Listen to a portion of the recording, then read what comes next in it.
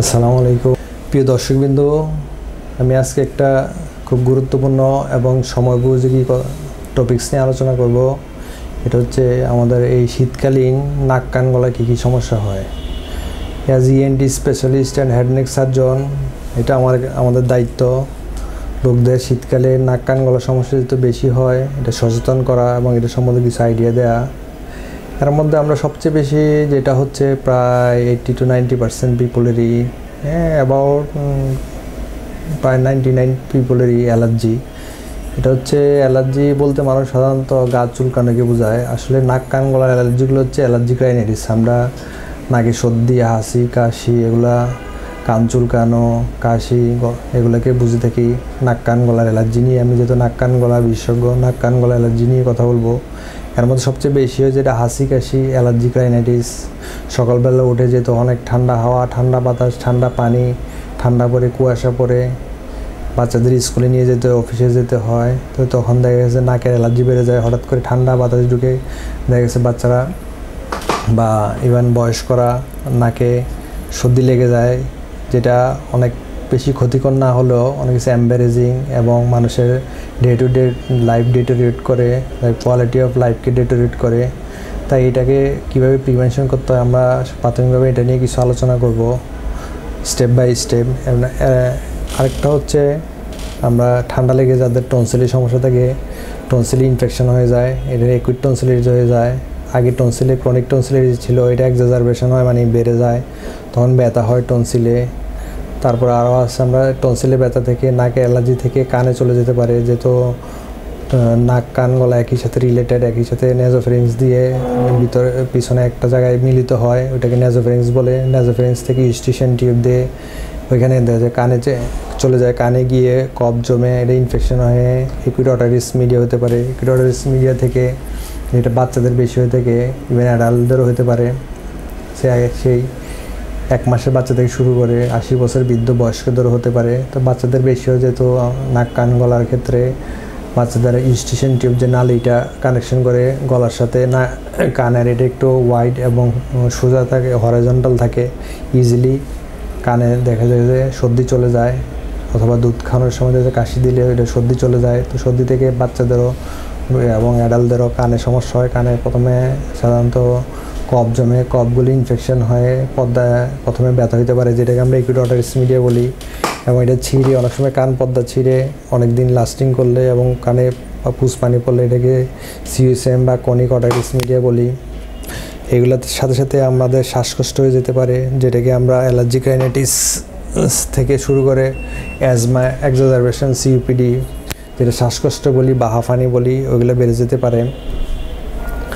এবং ওগুলোর সাথে সাথে আমাদের আরও কিছু সমস্যা যেগুলো আমাদের অ্যালার্জির সাথে রিলেটেড, অ্যালার্জি কফ জমে এখানে সাইনোসাইটিস হয়ে যেতে পারে। ক্রনিক সাইনোসাইটিসগুলো অ্যাকুইট এক্সাজারবেশন হতে পারে এবং অ্যাকুইট সাইনোসাইটিস হয়ে যেতে পারে, মাথা ব্যথা হতে পারে।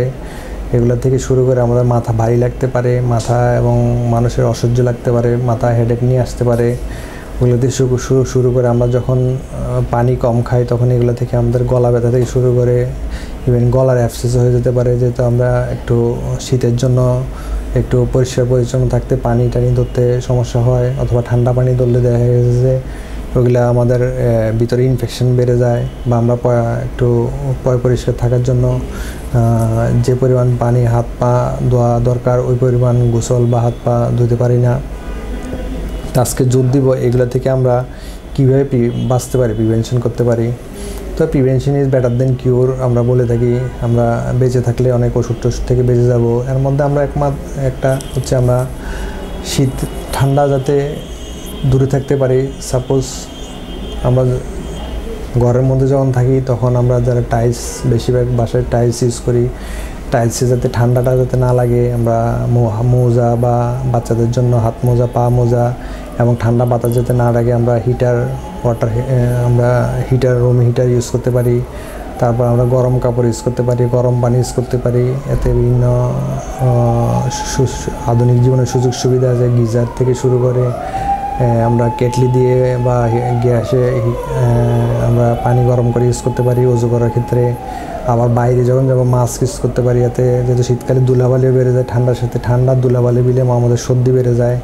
আর এখন যেহেতু অ্যালার্জি একটা কমন সমস্যা, তো নাকের অ্যালার্জিটার জন্য আমরা এগুলো প্রিভেন্টিভ হিসাবে মাস্ক ইউজ করতে পারি, গরম কাপড় চোপড় ইউজ করতে পারি।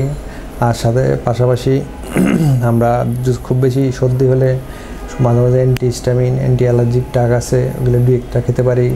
মন্টিলুকাস যেমন সিট্রিজিন, অ্যালাক্ট্রল জাতীয় খাবার বা ওষুধ খেতে পারি।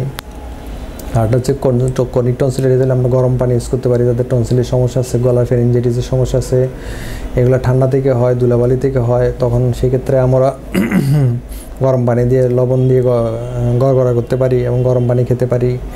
আরেকটা হচ্ছে যাদের সিএসএম হয়, তাদের নাকের অ্যালার্জি সমস্যা আছে, অ্যালার্জি নাকের স্প্রে আছে, কিছুগুলো ইউজ করতে পারি। মাস্কের সাথে সাথে যাদের অ্যাটাক হওয়ার চান্স আছে, কানে সমস্যা হওয়ার চান্স আছে, তাদের ক্ষেত্রে আমরা সাধারণত মাস্ক তো ইউজ করবোই, সাথে সাথে আমরা অ্যান্টি অ্যালার্জি ওষুধগুলো খাবো। তারপরে যদি বেশি ইনফেকশন হয়ে যায়, তার নাক কান গলা বিশেষজ্ঞ শরণাপন্ন হবো। এগুলো থেকে যাতে আমরা কান পর্দা পর্যন্ত ইনফেকশন না যায়, কানের পর্দা না ফাটে, সেই ব্যবস্থা করব। এই যে বাচ্চাদের নাক থেকে সর্দি হয়, সর্দির পিছন দিক দিয়ে নিয়ে এটাকে বলে স্টিশন টিউব দিয়ে এখান দিক দিয়ে, যেহেতু এটা একটু বেশি মোটা, বাচ্চাদের হরাইজন্টাল সর্দি চলে যায় কানে গিয়ে এখানে জমা হয়, এই যে এখানে কানে জমা হয় সর্দি, এই যে এই নলটা দিয়ে গিয়ে জমা হয়ে এখানে প্রথমে ভারী লাগে, তারপরে একটু হালকা ব্যথা হয়। বেশি ব্যথা হলে ইনফেকশন বেড়ে গেলে এদিক দিয়ে পর্দা ছিঁড়ে বেড়ে যেতে পারে এক্সট্রাঅর্ডিনারি ক্যানেলে। আবার অ্যাডাল্টদের একটু বাঁকা থাকে, তো অ্যাডাল্টদের হওয়ার সম্ভাবনা কম, সর্দি হলে ওদের কানের সমস্যা একটু কম হবে। বাচ্চাদের দেখেছে, ছোটো বাচ্চারা যারা বলতে পারে না, তারা যদি এদিক দিয়ে বারবার হাত কানে নেয় এবং ব্যথা বলে জ্বর ওঠে, তখন আমরা কান চেক করানো উচিত এবং নাক কান গলা বিশেষজ্ঞ দেখানো উচিত। কারণ বাচ্চাদের এখানে শুয়ে যখন সর্দি টান দিবে, তখন দেখবেন এখানে চলে যাবে। সর্দিটা হলে টান না দিয়ে নাকে নিচের দিকে জেরে পরিষ্কার করা ভালো। কারণ এতে বাংলাদেশে বেশিরভাগ লোকের দেখা গেছে বাচ্চাকালে এখানে কান ফেটে কান পাকা রোগ হয়ে যায়, এবং কান পাকা রোগ থেকে অনেক সময় দেখা গেছে এই কান পাকা রোগ থেকে যদি আনসেপ ভ্যারাইটি বা এটিক্যান্টার ভ্যারাইটি বা কোলিস্টাটোমা হয়, এদিক দিয়ে দেখা যায় কান দিয়ে ব্রেনে চলে অনেক কমপ্লিকেশন তৈরি করে বা পিছনে গিয়ে অনেক পুষ তৈরি করে। তো এগুলো থেকে আমরা বাঁচার জন্য এক নম্বর তো ঠান্ডা থেকে বেঁচে থাকবো, আরেকটা হচ্ছে বাচ্চাদের ইমিউনিটি বাড়াবো। ইমিউনিটি বাড়ানোর জন্য একটু রোদে যাবো, ভিটামিন ডির জন্য ভিটামিন ডি খাবো, তারপর আরও একটু প্রোটিন রিচ ডায়েট খাওয়াবো, ডিম দুধ খাবো। এগুলা যদি আমরা মেনটেন করতে পারি, ইমিউনিটি বাড়াতে পারি, তাদের অ্যালার্জি অনেকটা কমে যাবে। ইমিউনিটি বাড়ানোর জন্য আমাদের সাধারণত একটু ব্যায়াম করতে হবে, রোদে যেতে হবে, একটু ঘুমটা ঠিক মতো হতে হবে, একটু রুটিন সার্কাডিয়ান রিদম যেমন আমাদের মেনটেন করি ওগুলো চালাতে হবে। এগুলো আমরা আসলে অনেকটা গরম পানি ইউজ করতে হবে। ওগুলো প্রিভেনশন হিসাবে ইমিউনিটি বাড়লে অ্যালার্জি আস্তে আস্তে কমে যায়। আর নতুবা অ্যালার্জি ওষুধ খেতে হবে। যাদের দেখা যায় জেনেটিক্যালি বা আগে থেকে অ্যালার্জি প্রিডিসপোজ বা বেশি অ্যালার্জি হচ্ছে, তাদের অ্যালার্জি ওষুধ খেতে হবে। তাই আমাদের যেহেতু সবাই কমন অ্যালার্জির সমস্যা, গায়ে তো আজকাল বেশি হচ্ছেই। ইভেন করোনার কোভিডের পর থেকে দেখা গেছে অ্যালার্জি 99% লোকেরই অ্যালার্জি। গায়ের সাথে সাথে নাক কান গলা অ্যালার্জি বেশি বেড়ে গেছে এবং ইমিউনিটি অনেক কমে গেছে। ইমিউনিটি কমে গেলে আমাদের অ্যালার্জি বেড়ে যায়, রোগ প্রতিরোধ ক্ষমতা কমে গেলে অ্যালার্জি বেড়ে যায় এবং আমাদের ফাঙ্গাস ইনফেকশন হয়, গলায় ইনফেকশন হয়। তো এই জন্য আমরা ইমিউনিটি বাড়ানোর চেষ্টা করব। বিশেষ করে ইসলামিক যে লাইফস্টাইল আছে, সকালে ওঠা, সকালে নামাজ পড়া, ব্যায়াম করা, হাঁটা, আবার early to rise early to bed, আমরা জানি এটা এগুলো মেনটেন করলে অনেকটা ইমিউনিটি বেড়ে যায় এক্সারসাইজ করলে। আবার খাবারের মধ্যে সবজি, শাক সবজি শীতকালীন এবং প্রোটিন এগুলো বেশি খেলে, কার্বোহাইড্রেট কমিয়ে খেলে, কেমিক্যালযুক্ত খাবার কমিয়ে খেলে, বাইরের খাবার চিপস আইসক্রিম এগুলো কমিয়ে খেলে আমাদের অ্যালার্জি অনেকটা কমে যাবে ঠান্ডা থেকে দূরে থাকলে।